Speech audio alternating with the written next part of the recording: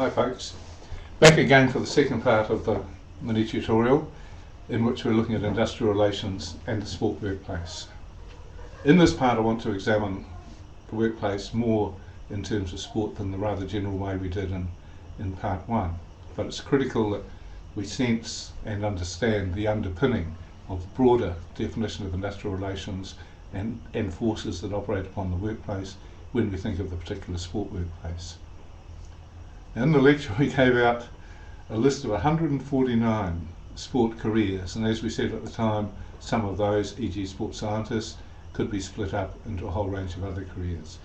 And then if we translate those careers to a whole range of workplaces, we start to get an idea of the wide range of jobs that there are in sport in Australia and globally. So bearing in mind that when we're talking about the sport workplace, we're talking about the professional guy, professional woman, sitting in the changing room and preparing for another training run or training session. We're talking about the individual out there slogging in the early morning light to train for major international events. We're talking about the couple struggling to maintain a small sport footwear shop in a country town. We're talking about people selling memorabilia.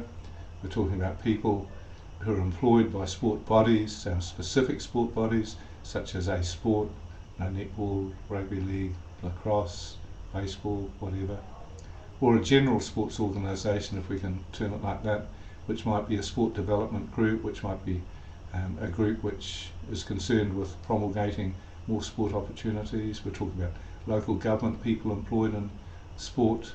We're talking about people who teach sport, talking about lecturers and students in the sport workplace.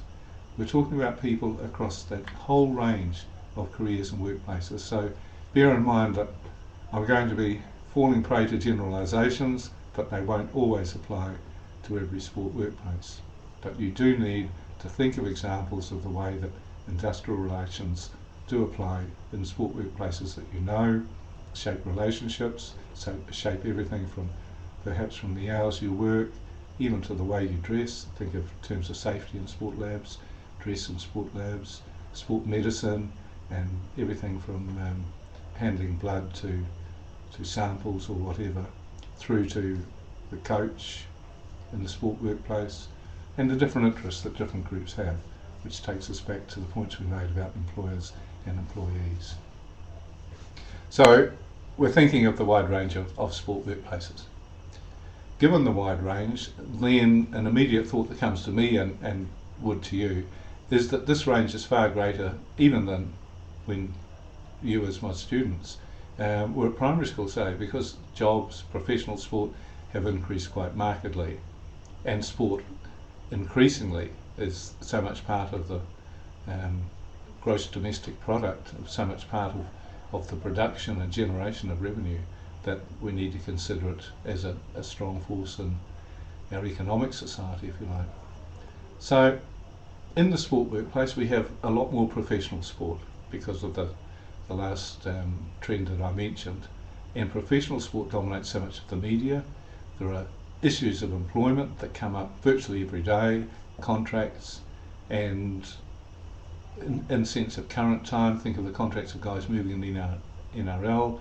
Think of Quade Cooper and the apparent battle over his signature to go to NRL or to stay with rugby union. Think of the discussion over some of the Australian cricketers and their age having renewed contracts. And we see that the diversity of professional sport and the professional sport workplace is a different part of our industrial relations and workplace than it was 5, 10, 20 years ago. That makes us more prey to legal concerns, and apart from sport tribunals there are government statutes, government laws, taxation, reminds you of the first part of this lecture, which are going to help shape the sport workplace. Sport is moving to become far more of a labour market, a distinctive labour market now, as the examples I mentioned before show, but in a whole range of ways, as for example, take sport tourism. As that develops, as councils or government develop new areas, outdoor education, sport tourism, then that will shape a different sort of workplace. But the industrial relations regulations do shape the workplace, the core of the workplace. Safety and health regulations, for example, are quite strong, and understandably so in almost all cases. The way that we interact, the hours that we work, the salaries we get, the conditions we work in, were affected in the sport workplace the same as any other workplace. So a question that comes to mind: how does sport work in terms of labour relations, in terms of workplace relations, in terms of industrial relations? And I'll give you an overview of that, but just pay some attention to that. What influences the employment and workplace relationships in the sport workplace? And I would suggest, I'm open to debate as always with this, I would suggest that the sport workplace is different from other workplaces if we consider especially professional sport, community sport, and often there are more intrinsic, intangible dimensions of such things as community sport than there are in many other workplaces. And we find too that we're starting to move in, when we think about these things, into the field of human resources. And for many commentators on industrial relations and human resources are fused into an overall industrial relations understanding or field. So if you think of some of the human resources applications that affect the way we work, the way that people operate, who are HR people, you will find that there's very much a fusion of their roles and the roles of or actions and implementation of industrial relations. So I think in terms, say, of my appointment to this university, in terms of sport workplace, and it's the normal process of applying for a job, CV, this is all HR, but then HR sets out certain conditions in terms of the contract, in terms of employment, in terms of requirement for certain qualifications, and then moving through that, I then come into the field of industrial relations in a more straightforward way, but still influenced and guided by the HR part of the university, who also provide information on my employment, everything from superannuation to leave or whatever. And those have been shaped very much by industrial relations laws, statutes or whatever. So plenty there to think about.